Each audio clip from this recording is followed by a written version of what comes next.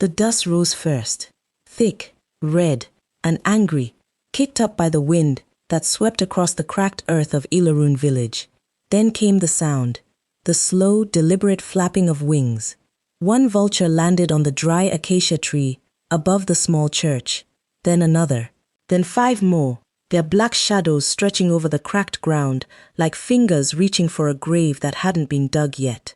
Pastor Emeka knelt in the center of that dying field, his knees pressed into soil so parched it crumbled like ash beneath him. His hands were lifted to a sky that had not given rain in 11 months. His voice cracked as he prayed, not the calm prayer of a man in a quiet chapel, but the desperate cry of a man watching his entire village starve to death in front of him. "Lord," he cried, "you fed 5,000 with 2 fish. You can feed my people with 1 rain." Behind him, laughter erupted. Cruel, mocking laughter. "Look at him," a voice sneered, talking to the sky like it owes him something. The camera of a passerby's phone was already recording. Someone was live streaming the pastor's humiliation to hundreds of strangers before he had even finished his prayer. And that was the moment a black convoy of luxury SUVs came to a screeching, dust-choked halt on the narrow road beside the field, because one of them had a flat tire, right there, right in front of the praying pastor and the mocking crowd and the circling vultures. Inside the second vehicle sat a woman the world knew as Adaeze Solomon, a billionaire, a queen of industry, a woman who had built an empire from nothing and now trusted nothing but numbers, contracts, and her own 2 hands. She stepped out in tailored white, sunglasses hiding eyes that had not cried in 15 years, and looked at the praying man kneeling in dirt with vultures perched above him like an omen. She was about to witness something that would break her carefully built world into pieces, and somehow put it back together better than before. But we are getting ahead of ourselves. Let's go back and understand exactly how this pastor ended up on his knees, why an entire village was staring at the sky, and why the woman who never believed in miracles was about to need one more than anyone else in that crowd. Before we dive deeper, let us know in the comments where you're watching from. We'd love to hear from you. And if you're new here, click on the subscribe button so you never miss any of our upcoming videos. Ilarun was not always a dying village.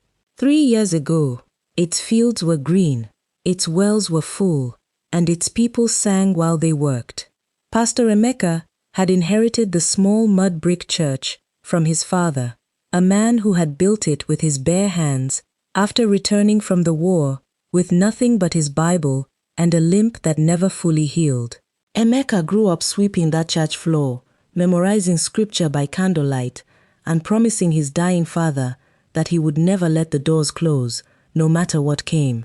What came was drought, then it was hunger, then it was despair, crawling into every home like smoke under a door. The wealthy men of the region had already abandoned Ilarun, moving their farms and their money elsewhere, chasing rain in richer soil.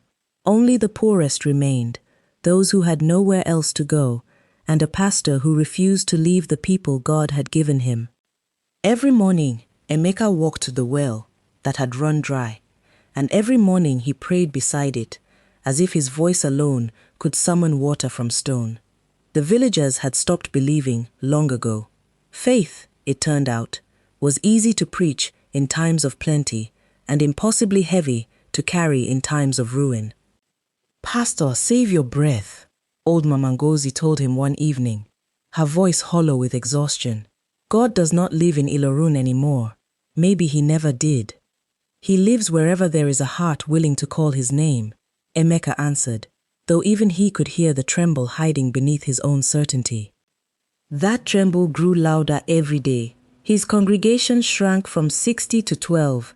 His own stomach grumbled through every sermon, and still, every single day, without fail, Pastor Emeka knelt at that same dry field and lifted his voice to a silent sky. It was on the 81st day of that unbroken discipline that the vultures came, not by accident, but drawn by something the villagers refused to name aloud. the smell of dying cattle, dying crops, a dying hope.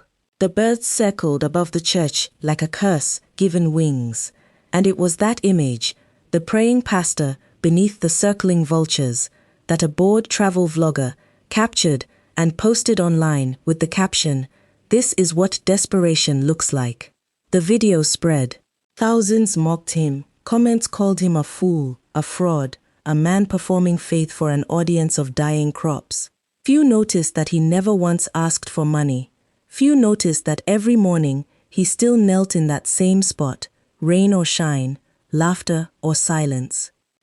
And on this particular morning, the morning everything changed, one of those laughing voices in the crowd belonged to a man employed by no less than Adaize Solomon herself, filming content for her company's social pages when her convoy broke down beside that same forsaken field. Adaize did not believe in prayer. She believed in leverage, timing, and the brutal arithmetic of survival. She had grown up in a home where prayers were shouted every night and answered by nothing but eviction notices and a father's empty promises. By the time she was 25, she had built her first company from a borrowed generator and sheer stubbornness. By 35, she controlled a shipping empire worth more than the national budget of 3 countries combined. She trusted spreadsheets. She trusted contracts. She did not trust sky-gazing men who knelt in dirt. "What is this?" she asked her assistant, stepping out of the car, irritation lacing every syllable as she surveyed the flat tire, the dust, and the strange spectacle in the field. "Some pastor, ma'am," her assistant said, smirking as he held up his phone to show her the mocking comments already flooding in. "Praying for rain. Been doing it for months, they say. Look, vultures and everything." Adaize almost laughed. Almost. But something about the sight stopped the laugh in her throat. The sheer, unshakable stillness of the man kneeling in the dirt, unmoved by the birds above him, unmoved by the crowd sneering behind him, unmoved even by the convoy of wealth that had just rumbled into his poverty like a slap. "He hasn't looked up once," she murmured. "Why would he, ma'am? Even the sky has ignored him." She should have gotten back in the car. She should have waited for the tire to be changed and continued to the coastal resort where she was due for a private business retreat. Instead, her heels sank into red dust as she walked closer, drawn by a curiosity she could not name. The same curiosity, perhaps, that makes people slow down at the sight of a car crash, needing to see the wreckage up close. "Pastor," she called out, her voice sharp enough to cut through his prayer. "You do know it hasn't rained here in almost a year." He did not flinch.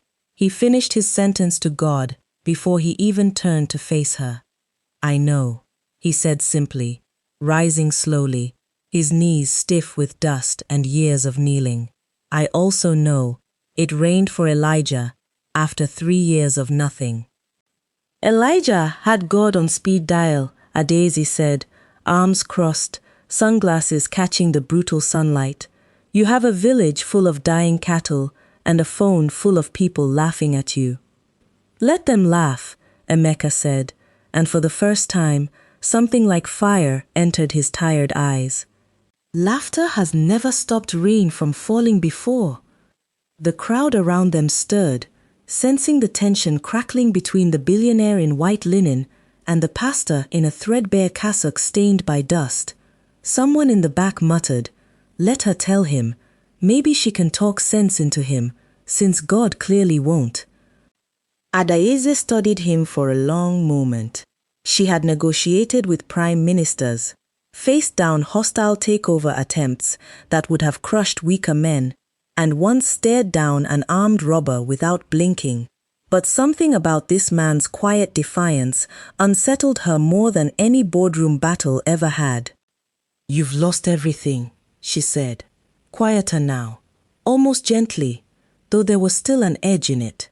"Your congregation, your crops, probably your dignity, considering half the internet is laughing at you right now.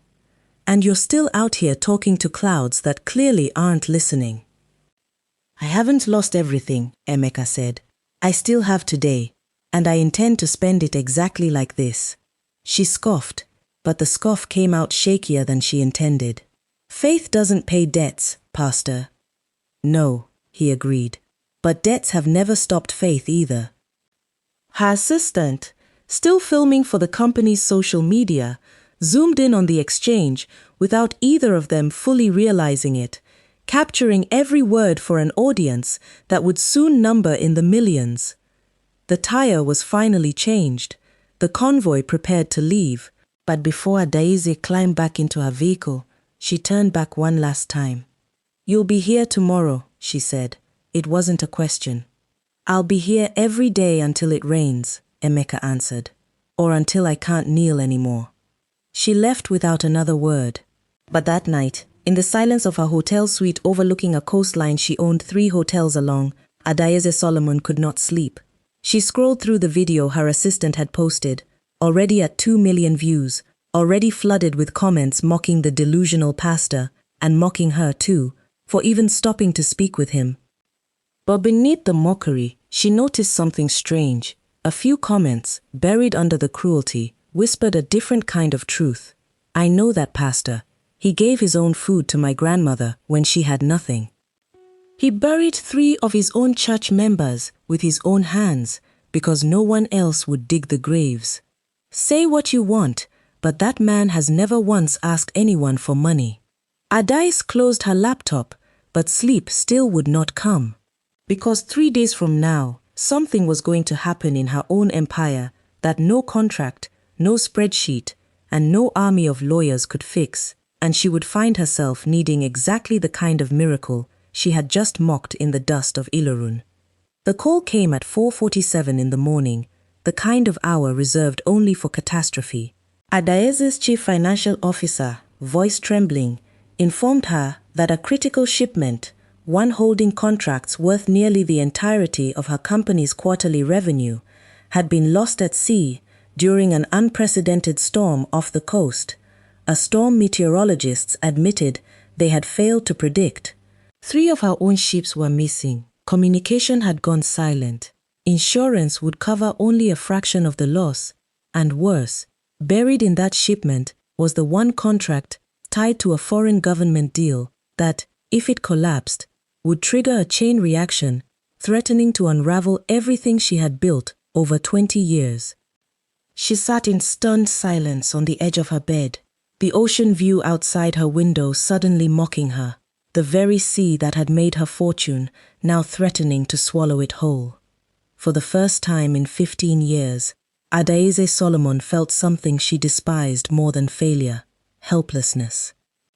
She fired off calls to admirals, to insurance brokers, to political contacts who owed her favors. Every single one gave her the same answer, wrapped in different words. Nothing could be done until the storm passed, and even then, recovery was uncertain. Her empire, built brick by brick from nothing, was now at the mercy of wind and water, the same wind and water that ignored the prayers of a poor village pastor she had mocked only days before.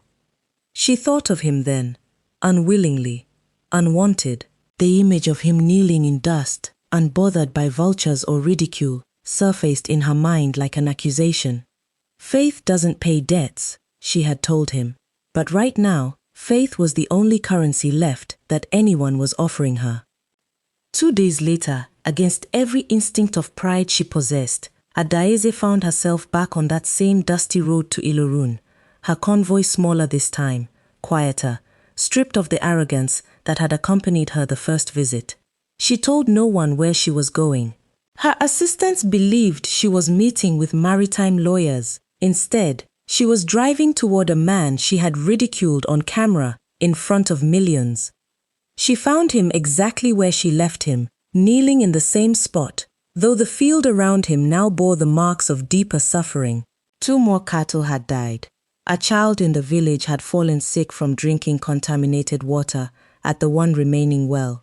The vultures were still there, patient as death itself. You came back, Emeka said without turning, as though he had somehow expected her. I need something from you, Adaeze said, her voice stripped of its earlier steel. "I don't even know what to call it." He finally turned to face her, taking in the exhaustion carved into features that, days earlier, had looked untouchable. "Sit," he said simply, gesturing to the cracked earth beside him. "I don't kneel," she said automatically, an old reflex from a childhood spent watching prayers go unanswered in a house that eventually lost everything anyway. "Then stand," he said. God has never required a particular posture, only an honest heart. And so, standing in a field of dust and dying crops, the billionaire who trusted numbers told a poor pastor about ships lost at sea, contracts unraveling, an empire built over 20 years, now hanging by the thinnest of threads. Emeka listened without interrupting, without judgment, without the satisfaction of an "I told you so" that she almost expected and, in some strange way, almost wanted, because at least that would have made sense of the universe again. "You mocked my prayer 3 days ago," he finally said, not unkindly. "I know. And now you're standing in the same dust, asking me to pray again, this time for you." Her jaw tightened, pride warring with desperation. "I'm not asking you to pray for me. I'm asking if this..." She gestured helplessly toward the sky, toward him, toward the entire absurd scene. "If any of this actually works." "It's never been about whether it works," Emeka said quietly. "It's about whether you still show up when it hasn't worked yet." If you're still watching up to now, type "I'm still here" in the comment section. That night, the storm at sea intensified rather than weakened, and news reached Adaeze that one of her missing ships had been spotted taking on water, its crew forced into lifeboats, with no rescue vessel able to reach them through the violent swells. 14 souls, including a young sailor who had just become a father 3 weeks earlier, were now floating in the dark heart of a storm that showed no mercy.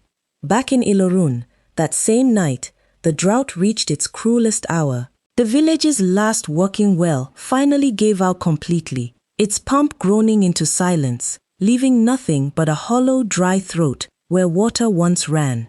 Children cried from thirst. Mothers wept quietly so as not to frighten them further. And Pastor Emeka, exhausted, hungry, his own body weakened from months of sacrificing his portion of food for others, knelt once more in the field, except this time, for the first time in 84 days, doubt crept into his prayer. "Lord," he whispered, his voice breaking under the weight of it, "I have believed, I have knelt. I have not asked for myself, not once. But tonight, I do not know if I have anything left to give them. Tonight, I need you to show me I have not been a fool in front of my own people." Above him, the vultures shifted on their branch, as if sensing that this night, finally, might be the one where their patience was rewarded. It was in that same darkness, hundreds of kilometers away, that Adaeze Solomon stood on the balcony of her hotel suite, staring at a phone screen displaying the last known coordinates of her missing ship. 14 lives hanging in a balance she could not control with any amount of money. And for the first time since childhood, she found herself doing something she swore she would never do again. She got down on her knees, alone, in the dark, in a hotel room worth more than the entire village of Ilorun combined.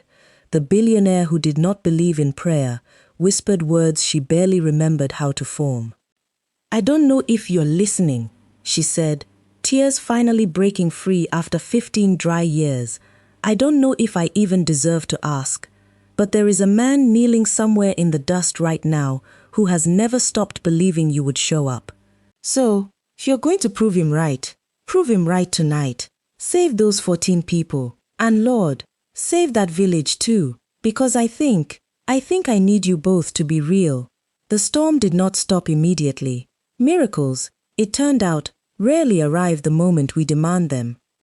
But by 3 a.m., a Coast Guard vessel that had been forced to turn back twice due to violent waves finally broke through a sudden, inexplicable lull in the storm, a 20-minute window of calm that meteorologists would later call scientifically unusual, long enough to locate all 14 crew members alive, clinging to their lifeboats, cold but breathing.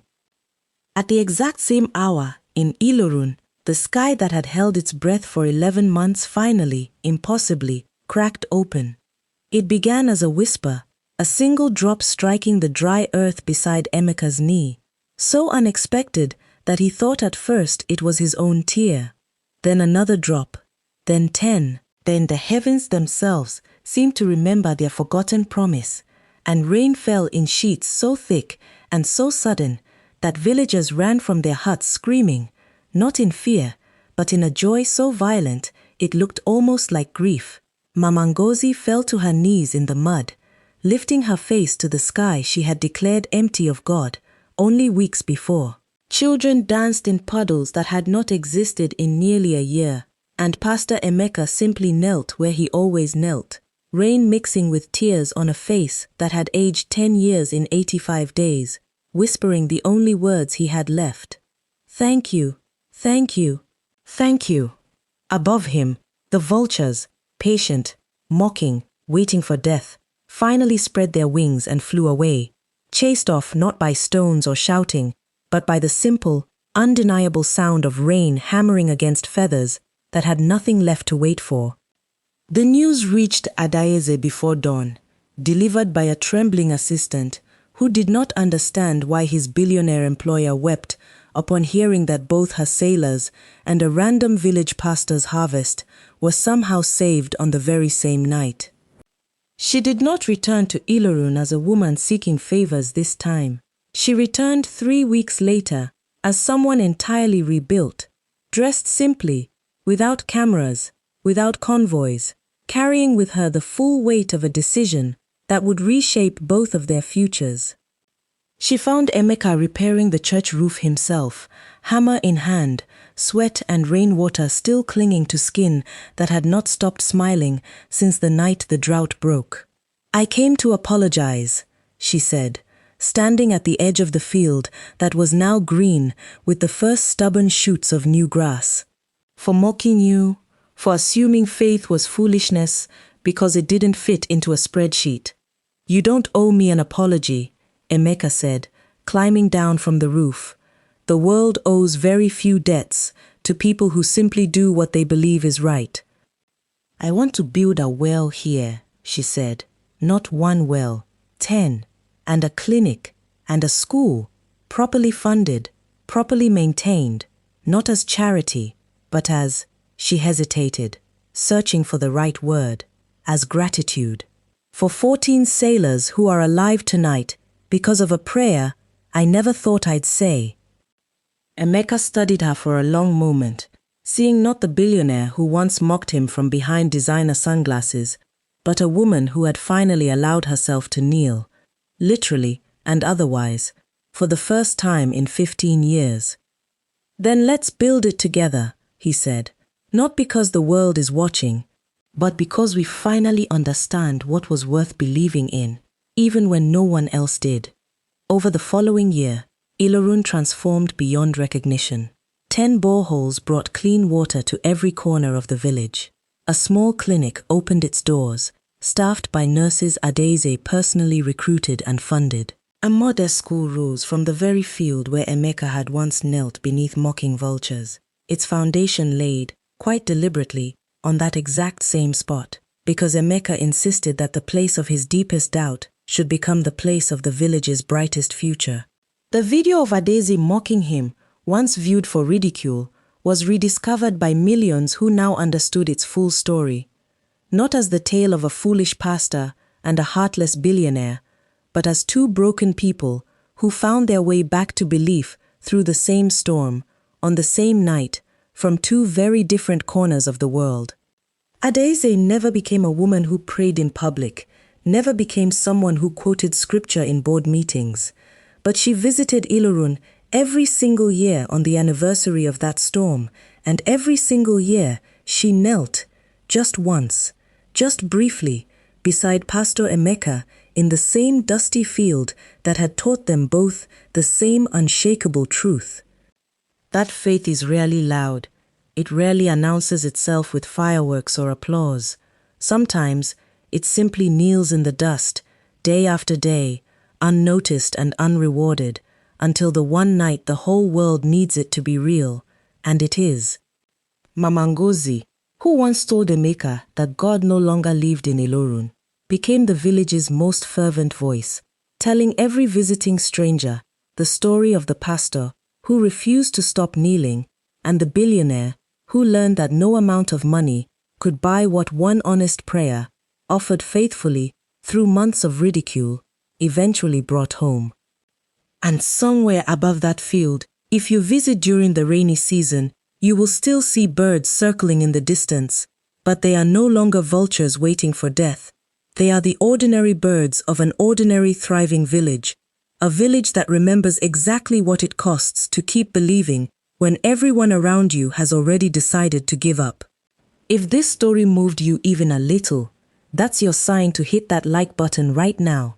Drop a comment telling us which part touched you the most, and subscribe to the channel so you never miss the next story of faith, patience, and the miracles that arrive right on time, never late, never early, but exactly when they're needed most.